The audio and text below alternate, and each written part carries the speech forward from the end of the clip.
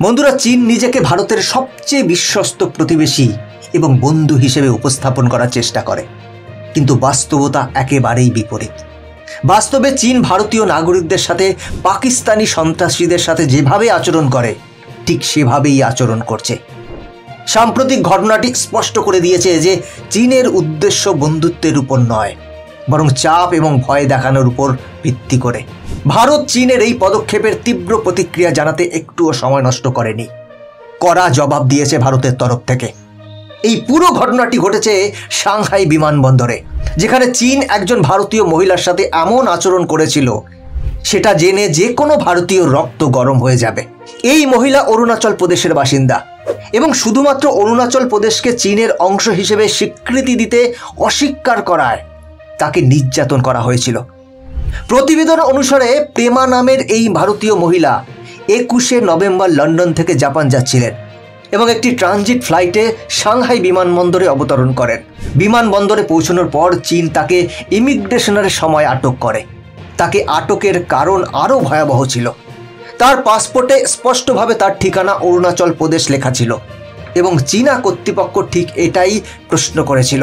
চীনারা প্রেমাকে বলেছিল যে তার ঠিকানা ভুল আছে এবং অরুণাচল প্রদেশ ভারতের নয়, চীনের অংশ।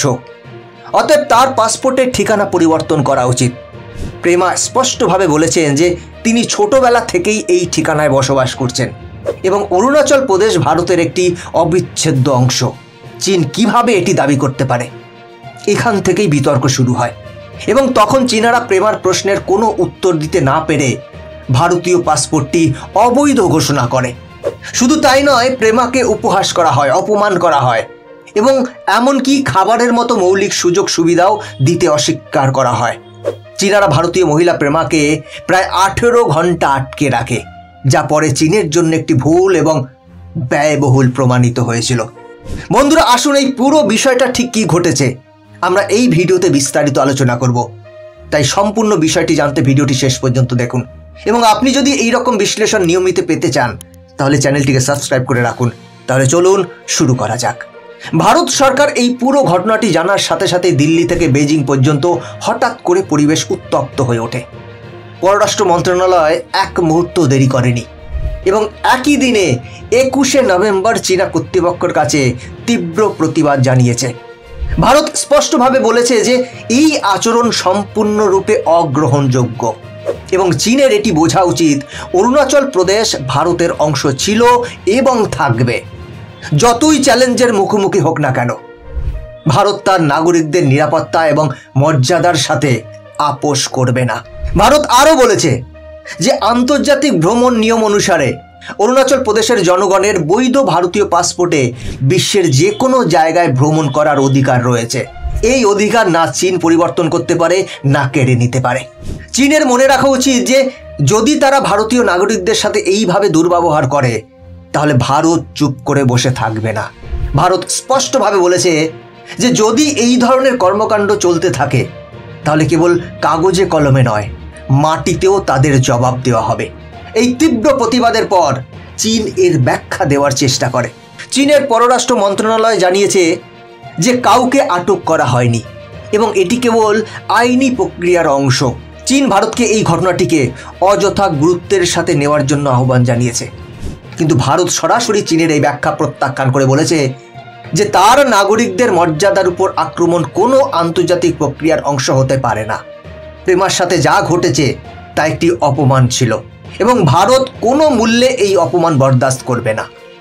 এখন এই বিষয়টি আন্তর্জাতিক মনোযোগ আকর্ষণ করেছে এবং অনেক দেশ স্পষ্টভাবে দেখছে যে চীন চাপ প্রয়োগের চেষ্টায় যাত্রীদের সাথে কিভাবে দুর্ব্যবহার করছে।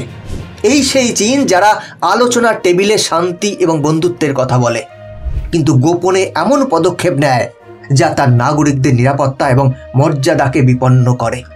চীনের এই ঘটনা স্পষ্ট করে দিয়েছে যে তারা কেবল ভারতের বন্ধু বলে দাবি করে, কিন্তু বাস্তবে তারা প্রতিটি সুযোগে ভারতকে দুর্বল করার চেষ্টা করে। ভারত এখন তার নাগরিকদের সতর্ক করেছে যে যারা অরুণাচল প্রদেশ থেকে চীন যাত্রা করবে তাদের বিশেষভাবে সতর্ক থাকতে বলেছে, কারণ প্রেমার সাথে যেভাবে আচরণ করা হয়েছে সেটা তাদের সাথেও করতে পারে। অতএব ভ্রমণকারীদের যে কোনো সম্ভাব্য ঝামেলা এড়াতে সতর্ক থাকতে হবে। ভারত আরও স্পষ্ট করে দিয়েছে যে তার নাগরিকদের নিরাপত্তা ও মর্যাদা ক্ষতি করে এমন কোনো ঘটনার প্রতিক্রিয়া জানানো হবে, তা কূটনৈতিক উপায়ে হোক বা প্রয়োজনে আরও কঠোর ব্যবস্থার মাধ্যমেই হোক। চীনকে বুঝতে হবে যে ভারত আর নীরবে অন্যায় সহ্য করে এমন দেশ নয়। আজ ভারত বিশ্বের সামনে দৃঢ়ভাবে দাঁড়িয়ে আছে এবং প্রতিটি নাগরিকের মর্যাদাকে সর্বোচ্চ গুরুত্ব দিয়ে দেখে। প্রেমার সাথে যা ঘটেছে তা কেবল একজন মহিলার প্রতি অপমান নয়, বরং ভারতের সার্বভৌমত্বকে চ্যালেঞ্জ করার চেষ্টা। তবে চীন কেবল বিমানবন্দরেই নয়, স্থলভাগের প্রতিটি ফ্রন্টে ভারতের উপর চাপ প্রয়োগের চেষ্টা করে। কখনো কখনো তারা অরুণাচল প্রদেশে তাদের সেনা পাঠিয়ে ভারতীয় সীমান্তে উত্তেজনা তৈরি করে, আবার কখনো কখনো লাদাখে টহলদারি বন্ধ করার চেষ্টা করে। গত কয়েক বছরে চীন কমপক্ষে 50 বার প্রকৃত নিয়ন্ত্রণ রেখায় অনুপ্রবেশের চেষ্টা করেছে এবং ভারত প্রতিবারই তা আটকে দিয়েছে। এটি স্পষ্টভাবে দেখায় যে চীন আলোচনায় বন্ধুত্বের কথা বলে, কিন্তু পেছনে উস্কানিমূলক মনোভাব অবলম্বন করে চলেছে। কিন্তু ভারত আর আগের মতো নেই। আজ ভারত এত দ্রুত তার অবকাঠামো শক্তিশালী করছে যে চীনা ষড়যন্ত্র নিজেই ভেঙে পড়ছে।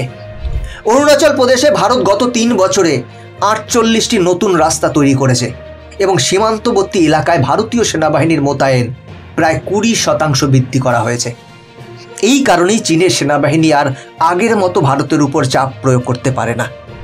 ভারতের বিমান ঘাঁটিগুলো দ্রুত উন্নত করা হচ্ছে, যার ফলে চীন বুঝতে পারছে যে ভারত এখন যে কোনো পরিস্থিতিতে প্রতিক্রিয়া জানাতে প্রস্তুত। চীন ভারতকে ঘিরে ফেলার জন্য সমুদ্র পথের খেলাও খেলছে। ভারত মহাসাগরে যুদ্ধজাহাজ পাঠিয়ে ভারতকে ভয় দেখানোর চেষ্টা করে এবং শ্রীলঙ্কা থেকে মায়ানমার পর্যন্ত দেশগুলিকে ঋণের ফাঁদে ফেলার কৌশল অবলম্বন করে।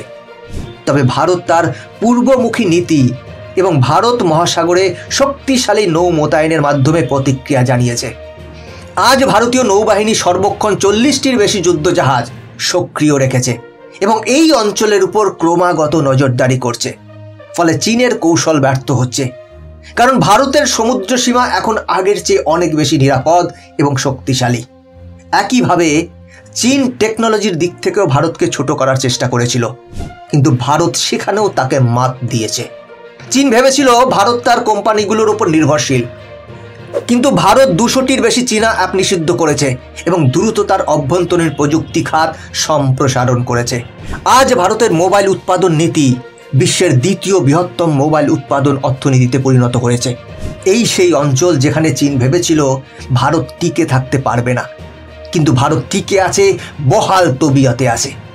তাই যদি চীন আবারও একজন ভারতীয় মহিলাকে অপমান করার চেষ্টা করে, ভারতকে ভয় দেখানোর চেষ্টা করে, তাহলে তাদের মনে রাখা উচিত যে আর কোনো দেশ ভারতকে দমন করতে পারবে না। ভারত তার উপযুক্ত জবাব দেবে। তো বন্ধুরা, এ বিষয়ে আপনার কি বক্তব্য? আপনি কি মনে করেন ভারত চীনকে কড়া জবাব দিয়ে সঠিক কাজ করেছে? আপনার মতামত কমেন্ট করে জানান। বন্ধুরা, আজকের ভিডিও এখানেই শেষ করছি। এরকমই ইনফরমেটিভ ভিডিও দেখার জন্য চ্যানেলটিকে সাবস্ক্রাইব করে বেল আইকনটি প্রেস করে রাখুন। দেখা হচ্ছে পরবর্তী ভিডিওতে। ভালো থাকবেন, সাথে থাকবেন। জয় হিন্দ।